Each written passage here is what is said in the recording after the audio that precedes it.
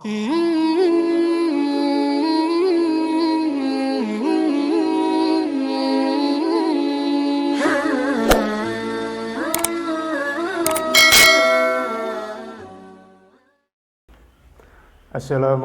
warahmatullahi wabarakatuh. Bismillahirrahmanirrahim. Alhamdulillahirabbil alamin. Allahumma sholli ala sayyidina Muhammad wa ala ali sayyidina Muhammad.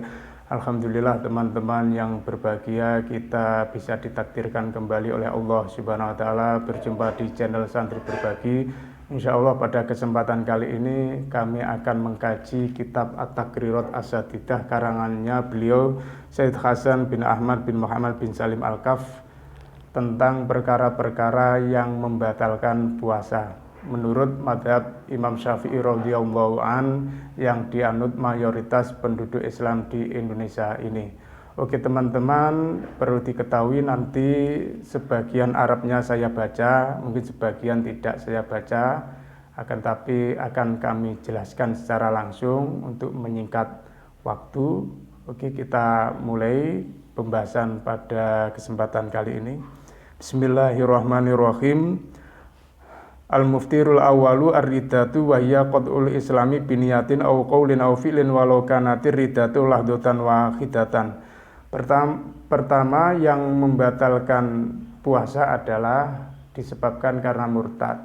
Murtad itu yaitu keluar dari agama Islam sebab niatnya atau sebab ucapannya atau sebab perbuatannya. Dia sujud pada berhala, pada matahari, itu semuanya ketika bisa menyebabkan murtad, bisa membatalkan puasa orang tersebut. Itu yang pertama. Yang kedua, al-muftiru tsani al-khaidu wan nifasu wal wiladatu walau lahdotan minan nahar. Perkara yang kedua yang bisa membatalkan puasa itu disebabkan haid, nifas, dan melahirkan walaupun cuma sebentar. Di siang hari seorang perempuan kondisi puasa tiba-tiba haid, tiba-tiba nifas, tiba-tiba melahirkan. Senajan itu cuma sebentar saja, maka bisa membatalkan puasa. Kemudian yang ketiga, perkara yang membatalkan puasa, al-muftiru salisu al-jununu walau lahdutan, yaitu gila walaupun cuma sebentar. Mungkin ada orang yang kadang gila, kadang sembuh, dan seterusnya. Ketepatan waktu puasa dia gila. Walaupun sebentar, gilanya itu bisa menyebabkan puasanya batal. Kemudian yang keempat, al-muftiru rabi'u al-ihma wa syukru idha amma jami'an nahar. Wa amma idha afaqa walau lahdutan wahidatan soha syaumuhu wa huwal mu'tamadu indar romli. Yang keempat yang membatalkan puasa yaitu disebabkan hilang kesadarannya. Dia tidak sadarkan diri sebab semaput, dan juga disebabkan mabuk. Bisa tidak sadarkan diri atau sebab mabuk. Yang kedua-duanya itu bisa membatalkan puasa kalau menghabiskan seluruh waktu siang. Mulai terbitnya fajar sampai tenggelamnya matahari, dia tidak sadarkan diri. Itu maka bisa membatalkan puasa. Kemudian apabila nanti tidak sampai menghabiskan waktu siang, misalnya mulai terbitnya fajar, dia tidak sadarkan diri, kemudian siang jam 12 siang dia tersadarkan diri, maka puasanya tetap dihukumi sah berdasarkan pendapat muktamadnya Imam Romli. Kemudian yang kelima, perkara yang membatalkan puasa, al-muftiru al-khamisu al-jima'u idza jama'a amidan aliman bitahrim mukhtaron batola shaumuhu.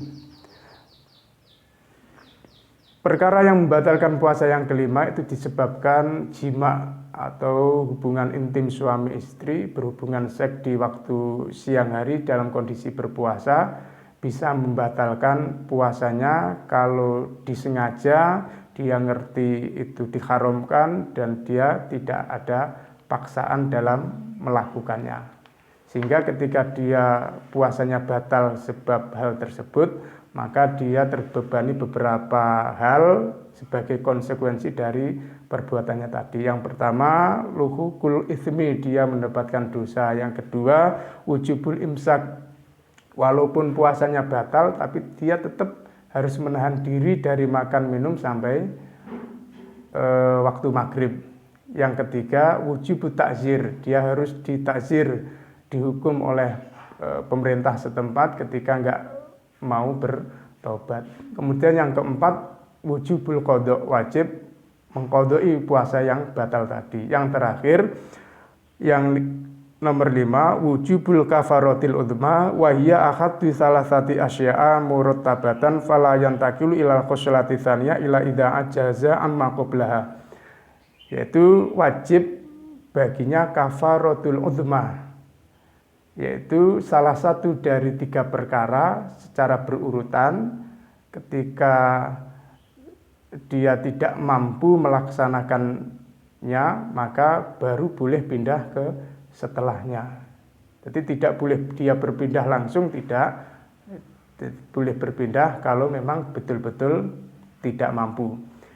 Ketiga perkara tadi, yang pertama itqu raqabatin mukminatin, wajib memerdekakan budak yang mukmin. Nah, untuk konteks kekinian sekarang tidak ada istilah perbudakan sehingga kita anggap tidak mampu kita melaksanakannya, sehingga langsung pindah ke yang kedua.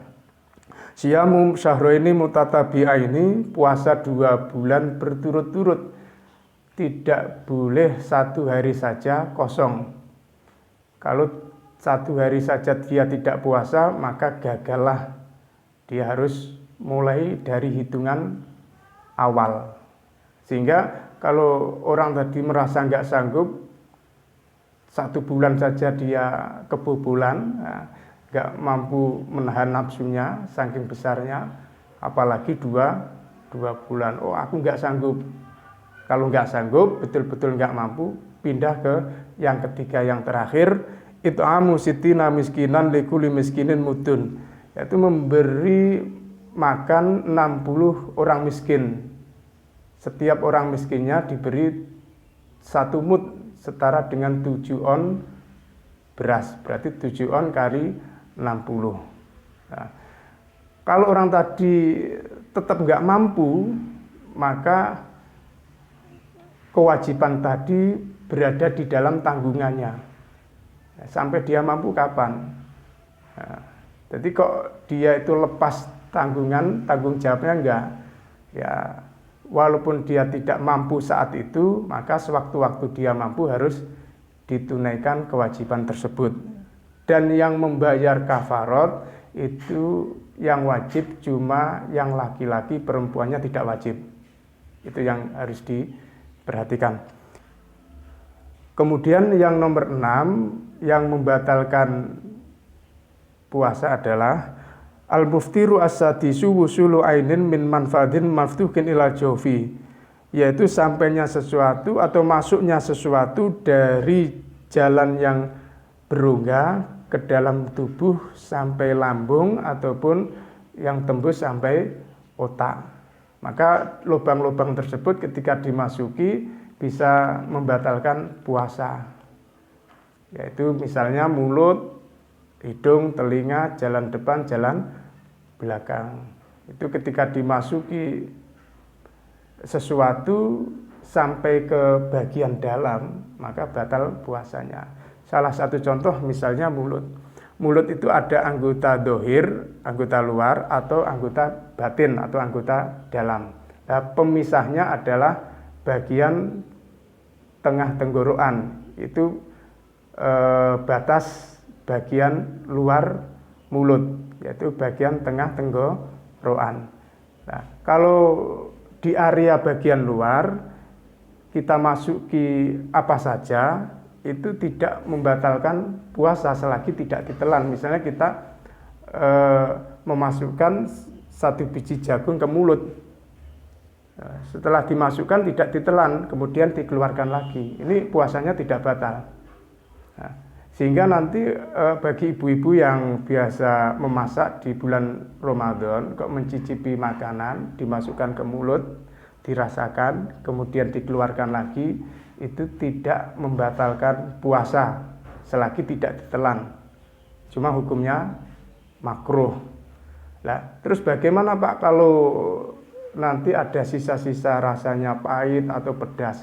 Kalau yang tersisa itu cuma rasa, tidak masalah, tidak apa-apa. Yang penting barang yang dirasakan tadi, baik air ataupun benda kerasnya, sayurnya tadi, itu dikeluarkan lagi, sudah beres. Kemudian juga terkait adanya dahak. Jadi dahak yang sudah keluar ke anggota dohir tadi, jadi dahak dari kepala maupun dari dada, ketika itu keluar sampai anggota dohir, anggota luar mulut tadi, di dalam mulut yang bagian luar, itu nanti harus dikeluarkan. Tidak boleh ditelan lagi. Kalau ditelan lagi nanti batal puasanya. Sehingga sekiranya ada dahak yang tersendat di ujung tenggorokan, maka harus dikeluarkan karena ujung tenggorokan itu bagian dohir, bagian luar. Caranya kita tekan, kita keluarkan. Itu biasanya sudah keluar sendiri, kita keluarkan. Nah, itu mudah. Tapi kalau bagian dalam itu pangkal tenggorokan sini ya, pangkal tenggorokan itu biasanya dahak yang ada di situ agak sulit dikeluarkan. Nah, bedanya seperti itu.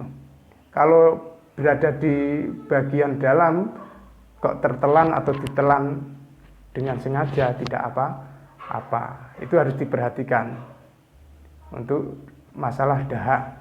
Juga termasuk kita bahas terkait ludah. Air ludah itu bisa kita telan ketika berpuasa, nggak apa-apa, tidak membatalkan dengan 3 syarat. Yang pertama, ludahnya itu murni, tidak tercampur dengan sesuatu yang lain. Misalnya kalau sudah tercampur sisa-sisa makanan, ya jangan ditelan. Kalau ditelan bisa batal puasanya. Yang kedua, ludahnya suci. Kalau nanti ludahnya itu najis sebab darah, maka tidak boleh ditelan. Kalau ditelan nanti batal puasanya. Dia wajib membersihkan dengan cara mensucikannya dengan cara berkumur-kumur, ya, meratakan air ke seluruh bagian luar mulut tadi, kemudian dikeluarkan, berkumur-kumur lagi sampai dirasa itu sudah hilang darahnya. Itu caranya seperti itu. Kemudian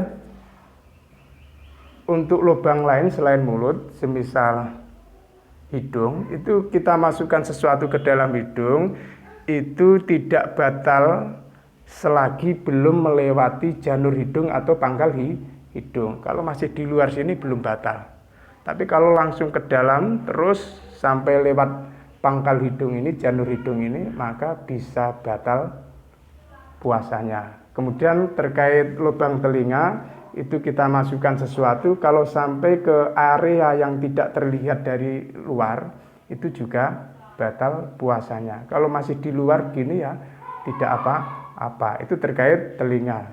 Kemudian terkait jalan depan, kubul atau dubur, itu juga sama. Ketika dimasuki sesuatu semisal obat dimasukkan dari dubur, maka juga bisa membatalkan puasa. Itu adalah lubang-lubang tubuh. Kalau mata bagaimana? Kalau mata itu bukan termasuk lubang yang tembus, yang berungga.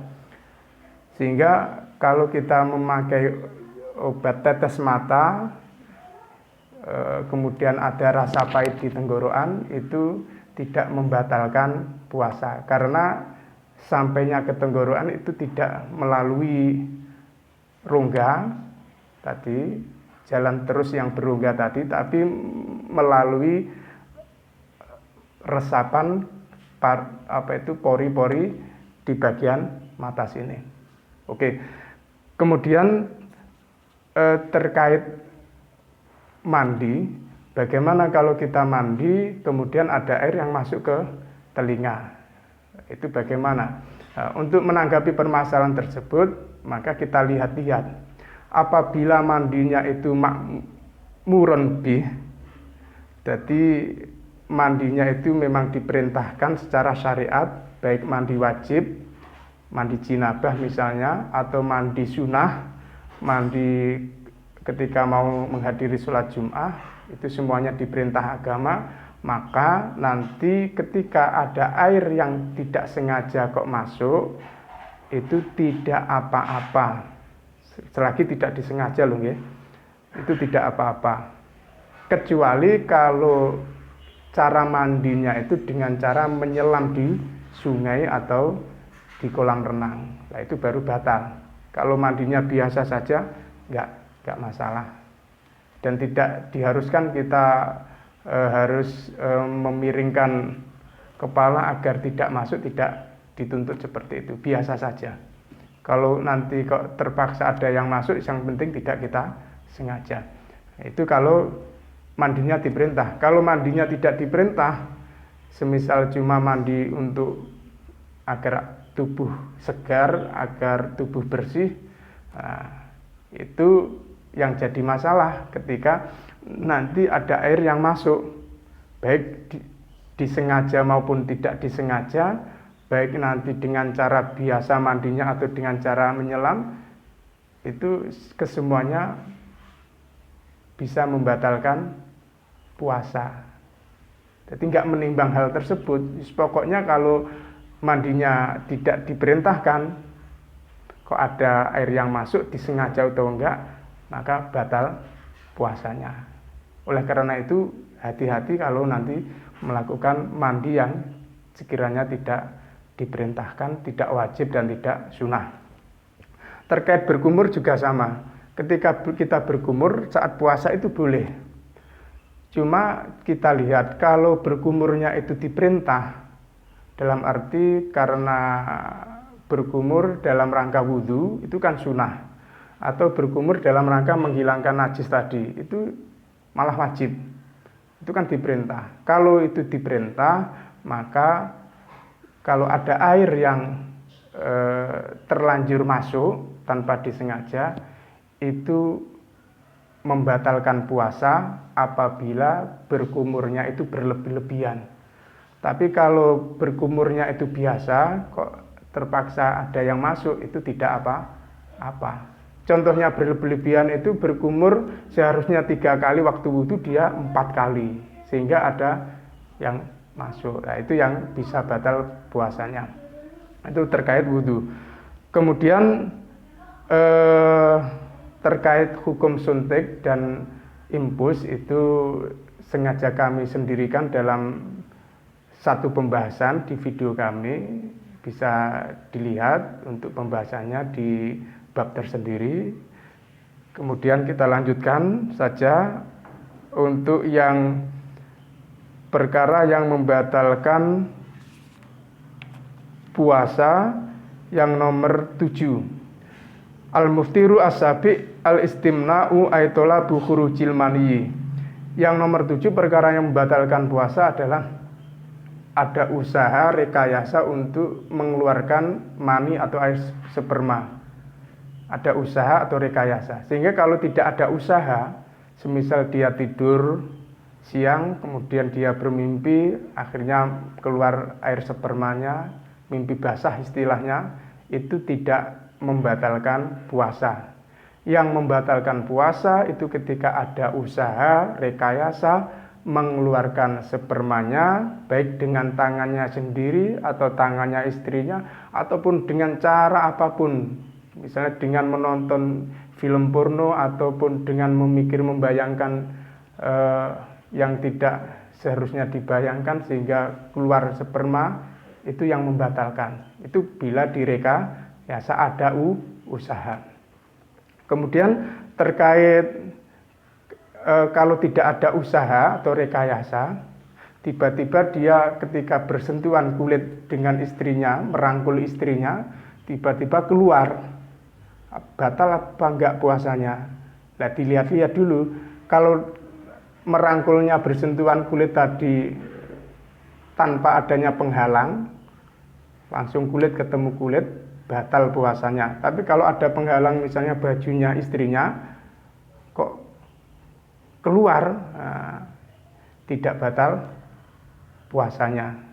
Sama, termasuk ketika melihat atau menonton film porno misalnya, yang tidak selayaknya ditonton, kemudian melihat sesuatu yang membangkitkan syahwat, tetapi itu tidak ada niat, tidak ada rencana untuk agar keluar sperma, cuma dia ketepatan tidak sengaja tidak sengaja melihatnya, akhirnya spontanitas spermanya keluar, maka tidak batal puasanya.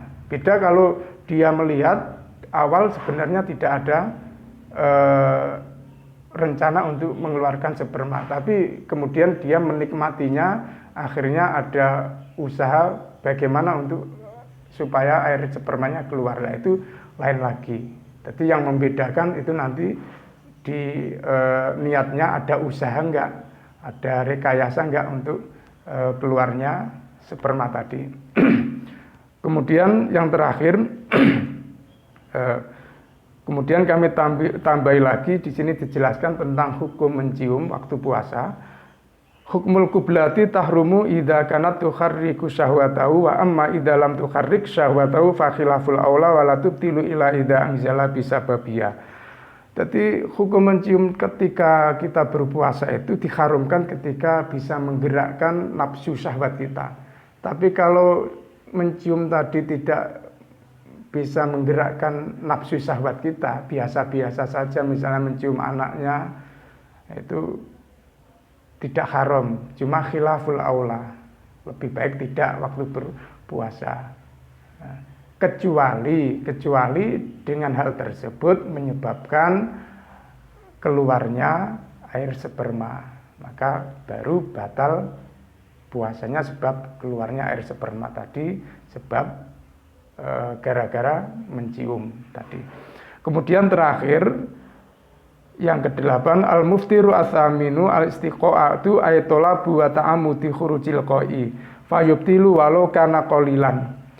Yang ke-8 yang membatalkan puasa adalah istiqa'ah, yaitu ada usaha kesengajaan untuk muntah. Memang sengaja usaha untuk muntah. Kalau tidak ada kesengajaan usaha untuk muntah, semisal ada dorongan dari dalam karena perutnya sakit, masuk angin atau kondisinya kurang fit, kemudian muntah, itu gak batal puasanya.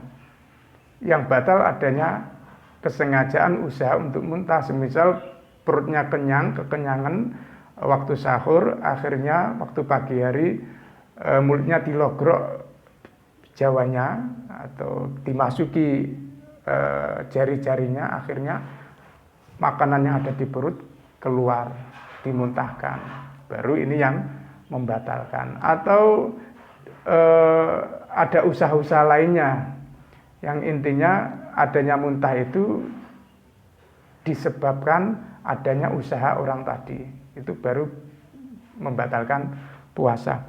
Kemudian terkait dengan muntahan orang tadi, jadi orang yang muntah saat puasa itu perlu kita perhatikan bahwasanya mulutnya orang tadi ini terkena najis muntahan, sehingga ketika mulutnya najis maka wajib untuk membasuhnya, wajib mensucikannya dengan cara sebagaimana tadi, berkumur-kumur dengan bersungguh-sungguh sampai rata bagian dohirnya mulut, luarnya mulut tadi, dikeluarkan, berkumur lagi, dikeluarkan sampai kita rasa najisnya itu hilang. Harus seperti itu, harus seperti itu. Kalau tidak seperti itu, kemudian muntahan tadi bercampur air liur, kemudian tertelan, batal puasanya. Puasanya batal bukan sebab muntahnya, tapi sebab menelan ludah yang bercampur muntahan tadi. Oke teman-teman, sekiranya itu yang dapat kami sampaikan. Semoga bermanfaat. Bila ada yang kurang paham atau tidak sepaham atau ada yang ditanyakan, silahkan isi kolom komentar. Insya Allah akan kami tanggapi, akan kami jawab bila kami bisa. Dan akhirnya semoga kita semua oleh Allah Subhanahu wa taala amal-amalan ibadah kita di bulan Ramadan ini, puasa kita diterima oleh Allah Subhanahu wa taala. Amin Allahumma amin. Akhirul kalam wal afu minkum. Assalamualaikum warahmatullahi wabarakatuh.